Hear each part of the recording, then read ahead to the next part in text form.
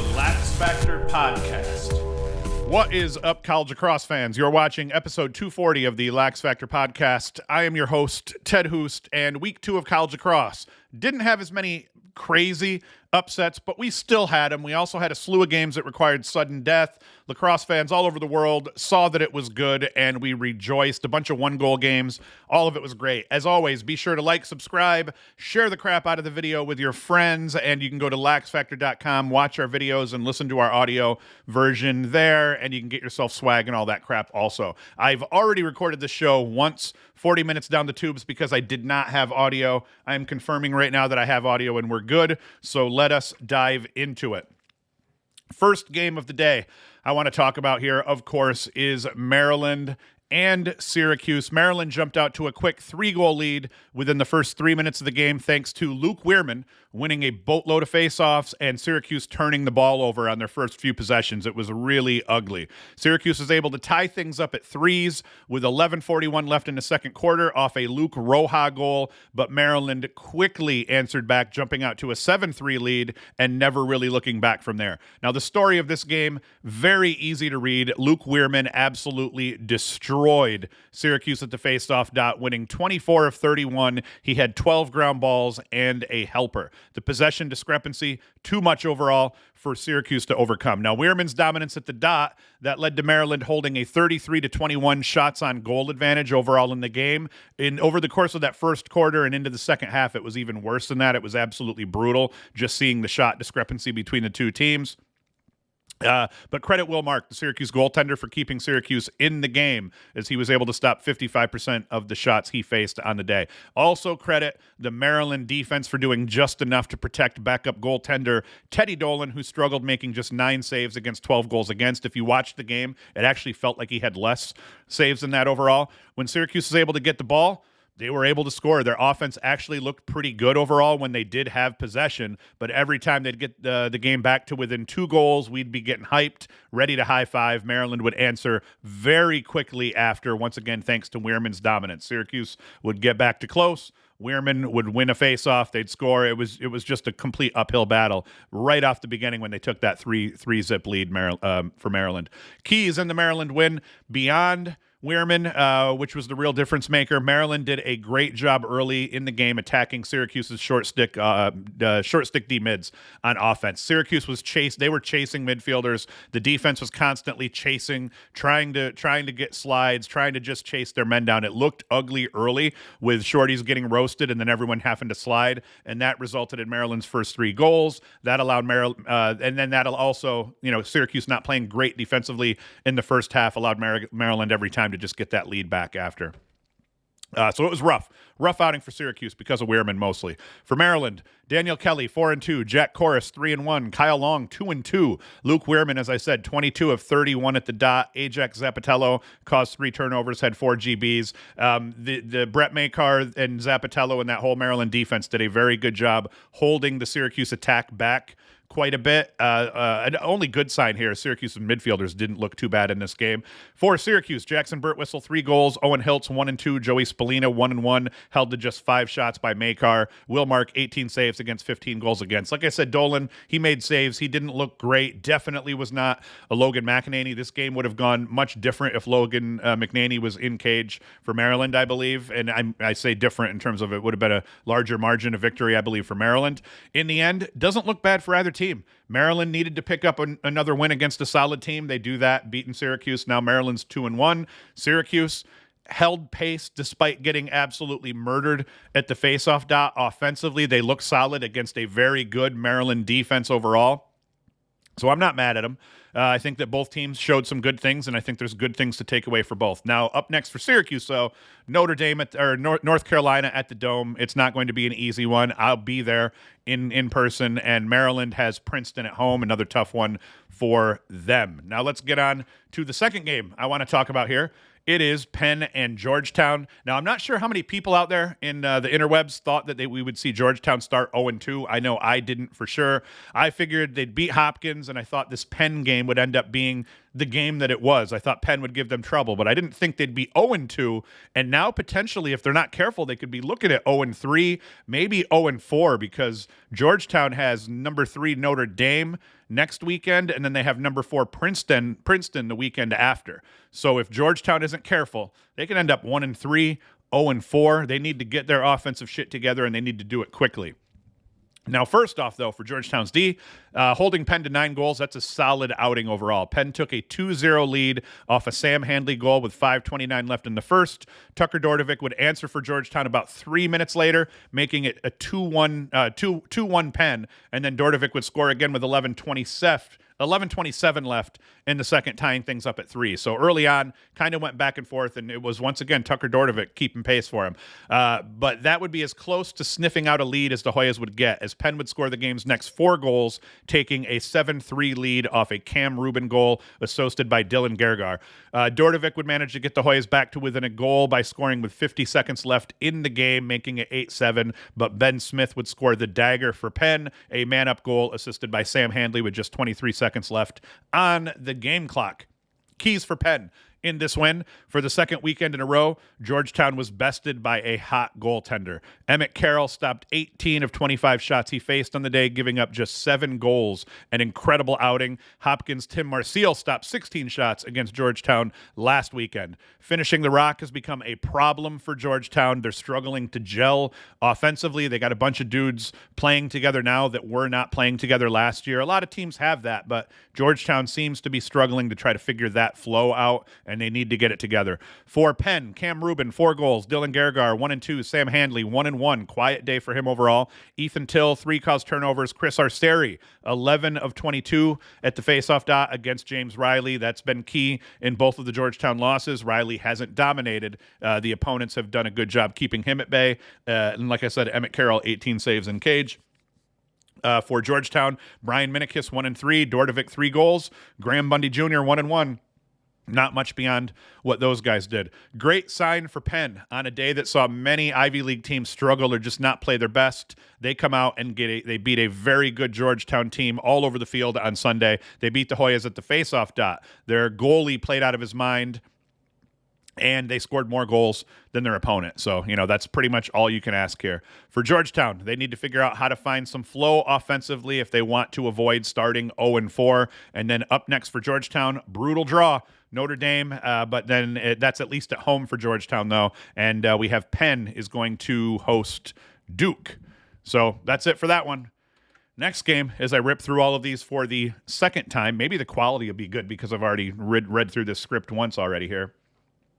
We've got number 6 Hopkins losing to number 11 Loyola. Loyola handled Hopkins on Saturday thanks to a total team effort on offense and on defense that only allowed Hopkins 11 shots on cage over the first 3 quarters of the game. That 13-8 final makes it sound like it was a reasonably close game, but it wasn't. It was 11-3 Loyola heading into the fourth quarter. And once again, it was Greyhounds keeper Luke Stout. He had another big game with 10 saves. He only gave up 5 goals in the first 55 minutes of play, and then his backup came in and let up 3 goals in the final 5 minutes of play. Stout played incredible against Maryland a week ago. He plays incredible again against Hopkins, and Loyola is able to pick up the win. And I actually said they can't rely on Stout like that to stand on his head to pick up wins. But hey, so far so good, man. Do what you got to do to pick up the W, and they're doing that. Keys in the Loyola win. Not all about Stout in cage. They've been putting it together, full team effort in both of these games so far. They had 9 guys score at least 1 point in their win over then number 2 Maryland last weekend. This weekend against Hopkins, they had 13 different players score at least 1 point in this game. Cam Wires was huge for the Greyhounds on defense. He forced 3 turnovers. Peyton Razanka and Matt Hughes each caused 2 turnovers of their own. In all, the Loyola defense forced 13 turnovers, making it very difficult for Hopkins to get anything going all game long. For Loyola, Matthew Minikis, the young gun, I said he has to keep playing like a veteran. He was 2-1, as were Evan James and Seth Higgins. Cam Wires, the 3 caused turnovers. Peyton Razanka, 2 caused turnovers, 3 GBs, and a helper. And then Luke Stott had the 10 saves in cage. Brendan Grimes, Matt Collison, and Garrett Degnan had 2 goals each for Hopkins. That Matt Collison Collison, young midfielder for Hopkins. I think he's number 16, if that's who I'm thinking of, thinking properly. A very good-looking midfielder for Hopkins. So we're seeing, like with Syracuse and Hopkins both, we're seeing some young guys stepping up and playing well for them. Young guys, new faces, that kind of crap. And then, so maybe the Hopkins' back crowd jumped the gun a little bit, but to be certain, they're not losing to chumps. I do really think Hopkins is a much improved team here already. They've just lost to two very good teams. Loyola, they've impressed thus far in a season that, most expected they were going to have to figure things out offensively after losing their two leading scorers and some other veterans. Credit to their defense and their two beastly defensive midfielders, Peyton Razanka and Mustang Sally, for holding down the fort out top. They're making it easy for their defense. They're making it easy for their goalkeeper. So credit to those guys as well. Next up, Loyola travels to Rutgers. Hopkins takes on Utah at Homewood. Next game we got to talk about here. It was another really good one. Rutgers, number 8 Rutgers, losing to Army. Now, this was another one of those back and forth games that came right down to the wire. At points in this game, Army held a 4-1 lead at one point. They let Rutgers battle back, and Rutgers takes a 6-5 lead. Army then scored the game's next 5 goals. They go up 10-6, and then both teams went back and forth while Rutgers kind of got the better of them in the back and forth version of the game down the stretch. So Rutgers was able to tie things up at 12. Will Coletti for Army, he wins the ensuing faceoff, takes it to the house. That gave Army a 13-12 lead with 8:49 to play in the fourth quarter. Just over 3 minutes later, Rutgers' Ross Scott, he shook the shit out of his man at X. He goes right, plants hard, and then went left, scores just as he crosses goal line, extended that, tied things up at 13s. Army forced a turnover around that 4-minute mark. That resulted in transition going back the other way. Paul Johnson scored the game winner for the Black Knights with 3:54 remaining in the game off a feed by defenseman A.J. Pilati, who had a great game overall. Pilati was credited with the assist, and in reality, it probably wasn't really an assist. I don't want to try to steal points from a defender, but Johnson caught that ball outside the box on the left side of the field. He literally took like 15 steps into the middle of the field and took that shot. So I'm not sure that was an assist, but once again, I don't want to steal points from Poles. Pilati did have a great game.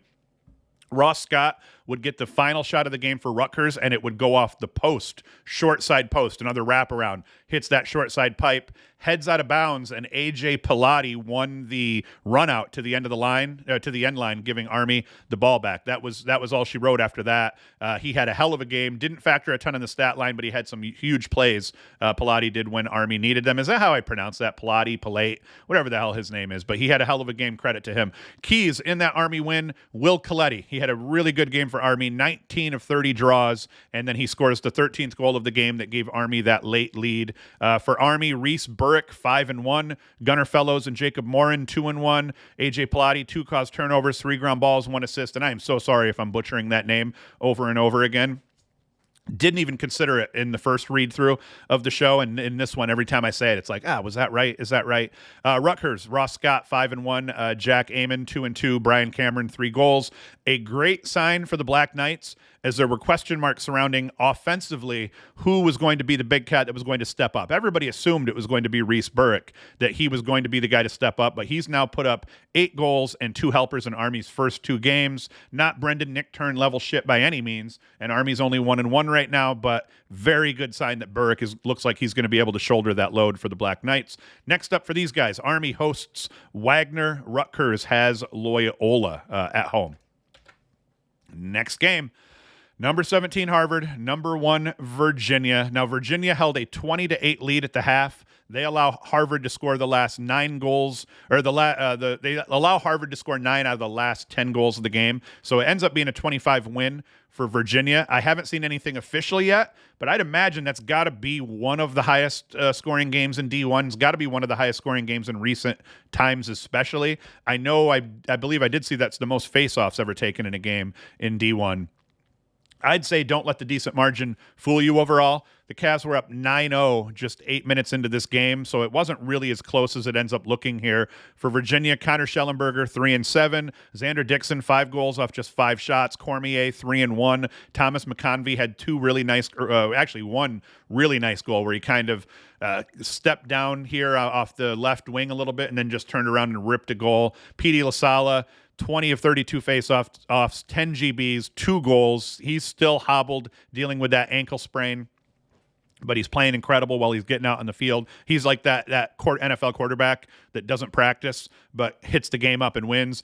Cade Sawstead, 2 caused turnovers, 1 GB. Now for Harvard, Sam King, sophomore attackman, 7 goals and a helper. Very good out of him. Andrew Perry, 4-2. Owen Gaffney, 5-1. Chase Yeager, 3 caused turnovers, 3 GBs. So it's an easy win for the Cavs, but credit to Harvard for not giving up, for taking advantage of UVA, letting their foot off the gas a little bit. There's no way the Cavs wanted this to turn into a 4-goal game after they were blowing them out that badly at the half. So that's not a terrible sign for Harvard, that even though they did, get the shit kicked out of them through the first part of this game, they're able to score 9 goals in the fourth quarter to, make it look respectable, even if it wasn't fully respectable.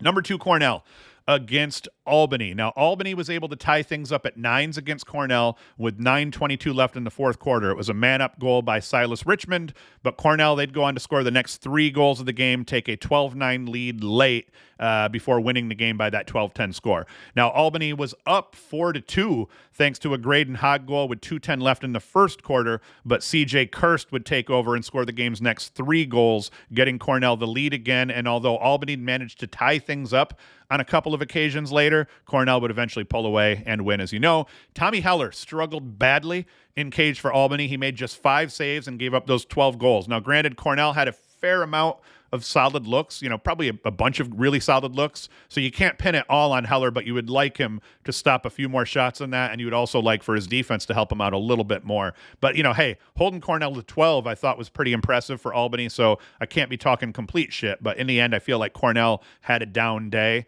and they were able to pull out the win. Whereas Albany, I think, played tough, put up more points than I expected them to against a solid Cornell defense, and now I'm rambling, so I'm going to shut up. For Cornell, CJ Kerr, 6 goals. JJ Lombardi, 2 goals. Gavin Adler, 2 caused turnovers, 3 GBs. And Chase Erlin was 50% in the cage, 10 saves against 10 goals against. For Albany, Jack Pucci, 1-2. TJ Sheehan, 1-1. Silas Richmond, Graydon Hogg, both 2 goals. Not a bad showing for Albany against their in-state rival. Cornell struggled a bit defensively early. They eventually settle in and, took the lead and then win the game. Not surprising. It's Cornell's first time out. Albany's got them at home. They're all pumped up. So, credit to Albany for keeping this close. Credit to Cornell for pulling out the win. Next up, Cornell, Lehigh at home. Albany will be hosting Drexel.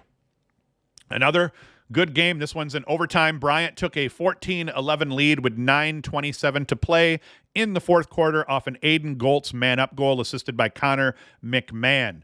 Boston U would storm back, scoring 4 goals over just a 2-minute span. Vince Dalto scored the first goal of the run and dished. And then he dished to Louis Perfetto for the last goal. So Dalto scores the first goal of that 4-goal run, and then he has the assist to Perfetto as the last goal of that run. That gave the Terriers a 1-goal lead with 6:28 left to play in the game. Bryant would turn right around, though, score 33 seconds later to knot things up at 15s, and then overtime is happening by the end of the game.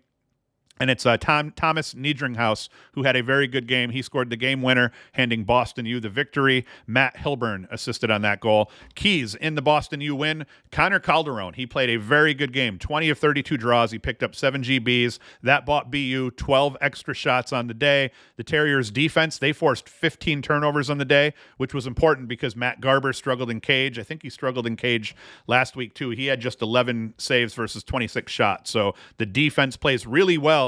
Despite their goalie not seeing the ball all that well on that day. They force a bunch of turnovers. They win a close one. For BU, Vince Dalto, 3 goals, 3 helpers. Thomas Niedringhaus, 4 goals. Trey Brown and Patrick Morrison, 4 caused turnovers, and 10 GBs combined for Boston U. For Bryant, Jack Longsinger, 7 goals. Aiden Goltz, 3-2.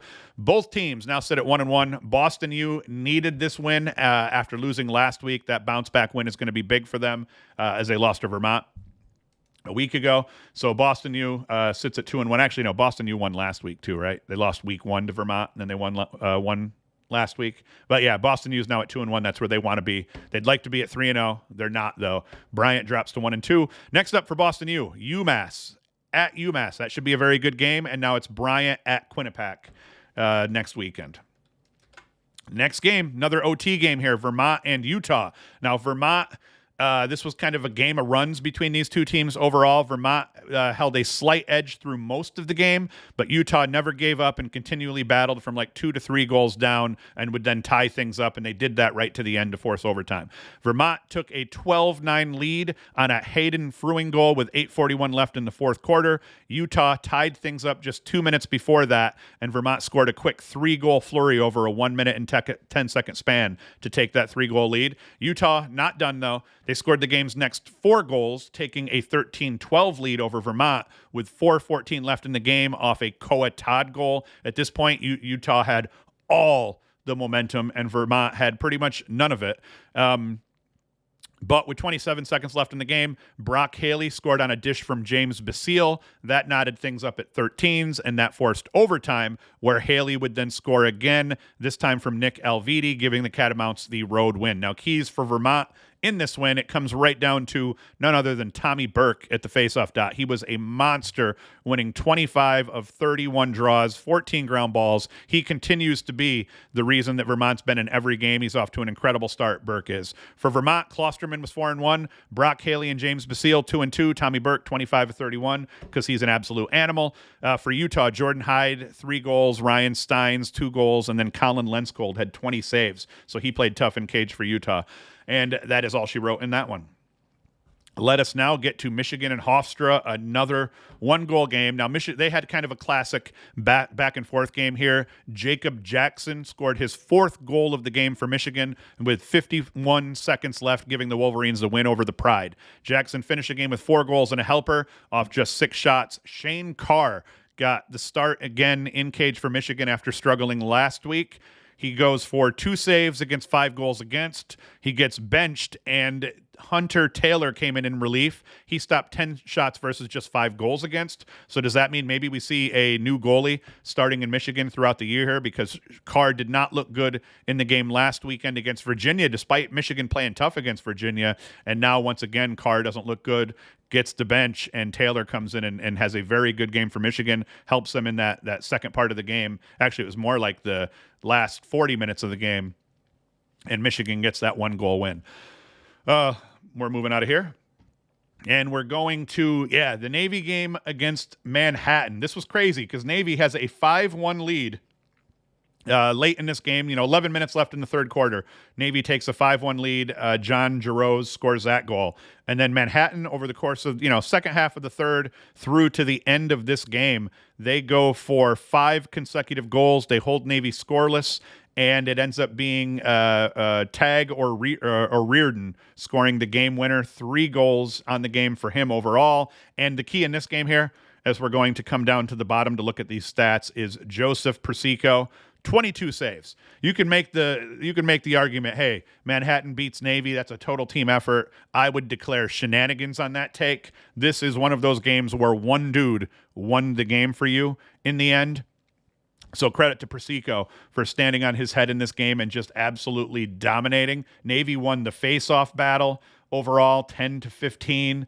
It was not a game that Manhattan should have won, but because of the way Persico played, Manhattan ends up pulling this one out. So credit to him.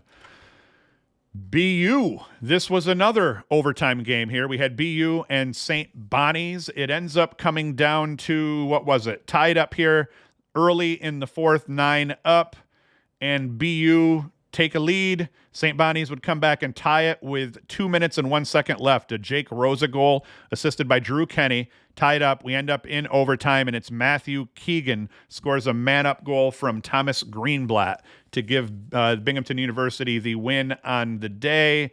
As we get in here into the stats, we see Keegan, he was 4-1 on the day. A hell of a job for him. Greenblatt was 3-1 on the day. Binghamton, they kind of split the faceoffs here. And Binghamton goalie, Connor Winters, he had a very good day in cage. 17 saves, 11 goals against in a close game like this. Congratulations, young man. You just helped your team win a very close game. So solid outing by Binghamton University. In my first recording of this that I did today, 40 minutes that it was completely lost because I had no audio. Checking, I still have audio over here. I forgot about this one, but I'm going to talk about it now. Quinnipiac and Brown. Quinnipiac ends up taking an 11-9 lead with 2:55 left in this game. They actually played, kept pace here. Brown had the lead through a good chunk of this stretch here. Quinnipiac ties it here. Brown takes the lead back. Quinnipiac got their first lead 9-8 with 14:38 in the fourth. Man up goal by Trevor Douglas, but then Brown ties it again. Quinnipiac scores 2 in a row. They hold out and win this game. A hell of a job overall for them to upset Brown. It's an upset, but I had the feeling, and I think a lot of people had a feeling that Brown was going to be down. Dylan Donnery 3-1. Jake Tellers 2-2. How'd Brown do at the faceoff dot? Kind of split them. But we come down to here. Look at the Quinnipiac goalkeeping. Nick DiMuccio, 21 saves, 10 goals against. Another situation here where a goalkeeper, this one I would say is a little bit less on the goalkeeper, and you could credit the whole Quinnipiac team a little bit more than you can in Manhattan overall because, 21 saves, 10 goals against, but still an absolute killer game out of DiMuccio. Is that how you pronounce that, DiMuccio? That looks right. So credit to them. They upset Brown. Pick up a big win for the program.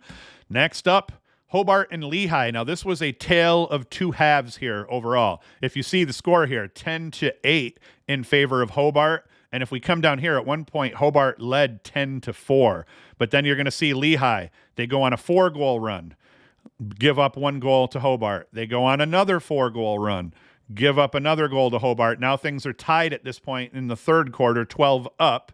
And then they score, the next 5 goals of the game, Lehigh does. Now they got a 17-12 lead. They give 1 more up to Hobart, finish the game out with 2 goals. So that's a hell of a job. If we look at the statistics, though, this is what I thought was interesting here. First half, shots are pretty even. Second half, Hobart gets 13 shots the entire second half. Lehigh gets 14 shots in the third alone, 17 shots in the fourth quarter. Shots on cage, similar discrepancy here. 8 shots on cage for Hobart in the second half, 19 shots on cage for Lehigh in the second half. Turnovers, pretty even. Actually, Lehigh lost the turnover battle in the first half, 10-9. Second half, Hobart still turns it over 9 times, 6 in the fourth quarter. Lehigh cleans things up offensively, only turned the ball over 5 times in that second half. And then ground ball battle, same crap. Lehigh wins the ground ball battle in the second half after Hobart wins it in the first. Face-off battle. This was key because Hobart won 10 face-offs against 9 lost to Sisselberger. So Hobart won the face-off battle. Shea did over Sisselberger in the first half. Sisselberger ends up winning the second half 9-7. Couple of extra wins overall here, and that helps them also. And then Hobart, 7 penalties. Lehigh was 3 of 7 in penalties here. But you look at what Shea did at the faceoff dot, 17 of 35 for Hobart. That's a hell of a job against Sisselberger. But in the end, Sisselberger does get the better of him on average. And then Christian Moulet, 5-1. Scott Cole, 4-2. Justin Tiernan, 3-1. Matt Marker, 3-0. I mean, Lehigh ends up just filling it up in the second half and pulls out the victory. And then goalkeeping, kind of mediocre in this one. Another 1-goal game here, and this was Lindewood getting their first victory in Division I lacrosse. And how that went down was Lindewood was up 8-4, and LIU battles back. They get it tied up in the fourth quarter with 4:54 left. Tom Van Bargen, he scores to tie things up for LIU, and it is Wesley Skersey for Lindewood scoring the game winner with 1:06 left in the game, and that gives them their first win in Division I lacrosse. And then I think we had a goalkeeper have a day here. Yeah, the Lindewood goalkeeper, Blake Nolan, 14 saves. So both goalies played well. Sean Gilman played well for LIU, 12 saves against, 9 goals against. Gilman spelling Will Mark, who left LIU to come to Syracuse and is having a great season. So he played good in cage, but here Blake Nolan gets more saves. His team wins by a goal. So hell of a job for Lindewood. Air Force and Colgate, another 1-goal game. This one comes down to Air Force had a 9-4 lead before giving up 5 consecutive goals over the course of the second half of the third quarter specifically. Colgate's able to tie it up 9 up with 4 seconds left in the third quarter. Patty Eldridge from Rory Connor. Air Force scores the first goal of the fourth quarter just 50 seconds in, take a 10-9 lead. That's Ethan Grandolfo. And then Air Force scores the dagger, 2:04 left in the fourth quarter. Kyle Griffith from Shade Bruce. And Colgate does score one late to get back to within a goal, but Air Force is able to hold on. If we look at the stats here, these loaded slowly the first time I went through this too. I was trying to find Dodd. What did Dodd do? Dodd had 3 goals, and Grandolfo had 3 goals as well. And we look at the goal, Air Force goalie Jason Rose, 17 saves against just 10 goals against. So he did a hell of a job overall. And this is despite Colgate winning the bulk of the faceoffs. You see, Colgate went 15 to 24 at the faceoff dot. So hell of a job by Air Force to pull this one out. Princeton against Monmouth. Princeton, they roll them right off the bat here. They handled business completely. Vardaro, he puts up 5-2. Brandon Saris, he goes 3-3. Coulter Mackesy, 4-2. Easy win for the Tigers. Now, I credit Monmouth for actually hanging and having a pretty solid outing overall. It was 12-3 at the half, but Monmouth didn't give up. They score 6 more over the course of the second half. So credit to them. Griffin Rackhauer, he got to start in cage for the Tigers. He stopped 6 of the 9 shots he faced. Now Princeton's going to have Manhattan at home, and Manhattan beat Navy yesterday. So we'll see if maybe Manhattan can hang with 2 really good teams, and then Monmouth is going to host New Jersey Tech. Now we get into the inside lacrosse games that I haven't written these up or anything, and I didn't write a lot of them up. But anyway, Jacksonville.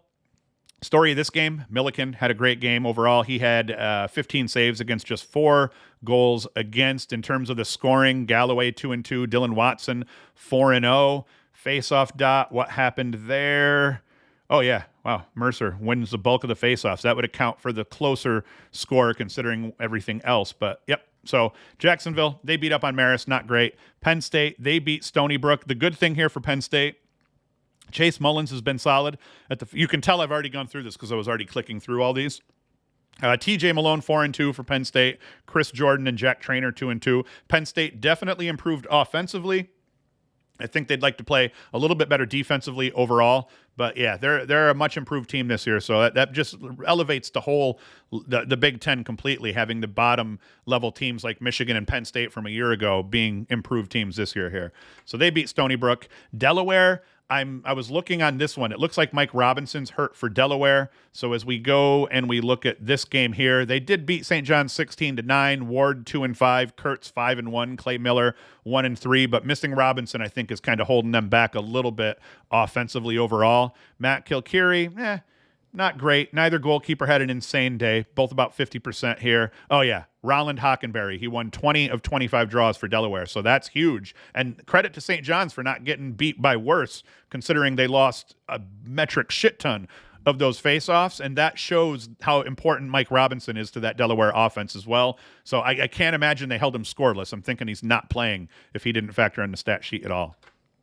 Mount St. Mary.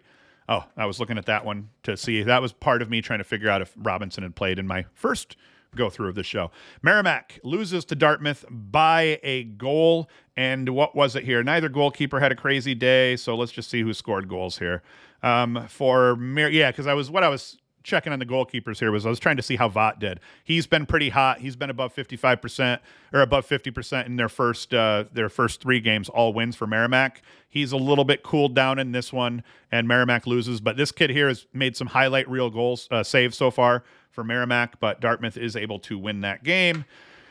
Oh, yep, see, I was looking at how he had done. See here, 56%, 55%, 65% in the win over LIU, and he just has his first down day, and Merrimack loses. All right, so other games here to just rip through quick. Richmond, Bucknell, they beat them. Bucknell wins 18-5. Bellarmine beats Canisius 14-4. What other ones did I not talk about? Providence beats Siena 18-11. St. Joseph's beats Towson. Oh, wait, that one's on my list here. So let's close this. I'm going to bring this over here. St. Joseph's, yep, they beat Towson. We see Zach Cole dominated the dot for St. Joe's, 20 of 32. We see that Tucker Brown had 3-1, Levi Anderson 3-0, so they get it done. Nick DeMeo had a good game for Towson, 4-1. And then what happened in the goalie battle? Yeah, pretty fair here. You see, we got 5 saves against 4 goals against, so they're still splitting time here. Robbie Seeley did not have a good game. 2 saves, 9 goals against. I'm wondering if he got benched and this McMillan came in after that to spell him. But yeah, so they win. St. Joe's, they pull out a win over Towson. Towson's got Richmond next, apparently. I don't know why I was looking at that. And then the other games I did not talk about. Mercer beats Holy Cross 15-6. UMBC beats Drexel 12-7. Fairfield beat Wagner 14-7.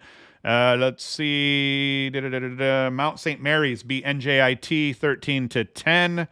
And Lafayette beat Sacred Heart 15-8. So that's it. I got to quit recording here because I got to cut this up and get it up now because I've already done this once. So I've not been getting videos out on Fridays. I apologize. We're just sticking to Wednesday and Sunday. Preview show on Wednesday with the betting crap included and recaps every Sunday. So thank you for watching. Thank you for listening. You can go to LaxFactor.com to support us that way. Buy some swag, and Hoost is out. The LaxFactor Podcast.